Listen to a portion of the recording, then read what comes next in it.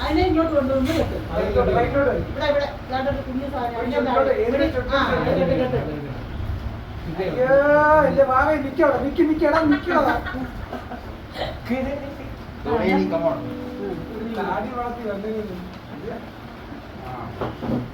എഞ്ചിനീയറാണ് എഞ്ചിനീയർ കഥ കേട്ടാ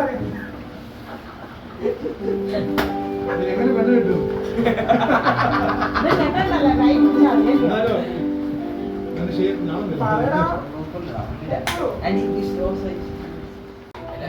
ഞാൻ ചേച്ചി കല്യാണത്തിന്റെ കാര്യം പറഞ്ഞ പാവം പറഞ്ഞു